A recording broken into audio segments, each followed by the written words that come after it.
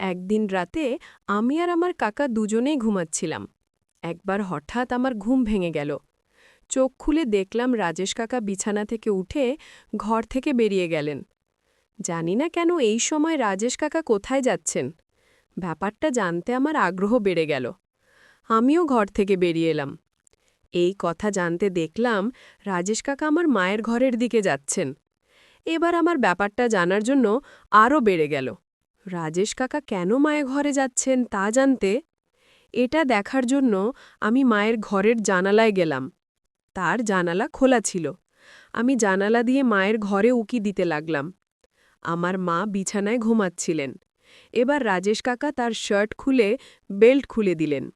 Hello বন্ধুরা, আজকের গল্পে আপনাকে স্বাগত। তাহলে আমি আপনাদের এই গল্পটি বিস্তারিতভাবে বলি। এই গল্পটি সেই সময়ের যখন আমি ১৪ বছর বয়সী ছিলাম। আমাদের পরিবার শ্যামপুর নামে একটি ছোট গ্রামে থাকত। আমার বাবা মারা যান যখন আমি খুব ছোট ছিলাম। বাবা চলে যাওয়ার পর আমাদের পরিবারে আর্থিক অবস্থা খারাপ হয়ে যায়। সেই সময় আমাদের পরিবারে কেবল আমি আর আমার মাই ছিলাম।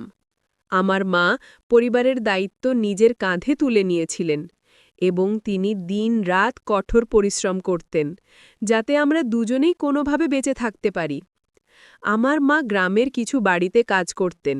তিনি কাপড় ধোয়া, বাসনপত্র পরিষ্কার করা, ঝাড়ু দেওয়া, মোছার মতো কাজ করে নিজের এবং আমার ভরণপোষণ করতেন। পঞ্চম শ্রেণী শেষ করার পর আমার পড়াশোনাও বন্ধ হয়ে যায়, কারণ বাড়ির আর্থিক অবস্থা এতটাই খারাপ ছিল যে আমরা স্কুলের ফি এবং বই কিনতে পারতাম না।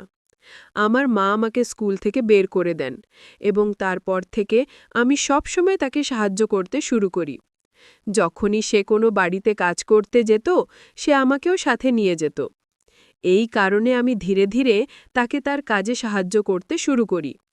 আমরা যে গ্রামে থাকতাম সেটি ছিল একটি ছোট এবং সরল গ্রাম, কিন্তু সেখানকার মানসিকতা ছিল ভিন্ন। গ্রামের পুরুষ এবং ছেলেরা প্রায়শই আমার মাকে প্রলুব্ধ করার চেষ্টা করত। তারা তাকে বিভিন্নভাবে উত্তেজিত করার এবং প্রলুব্ধ করার চেষ্টা করত।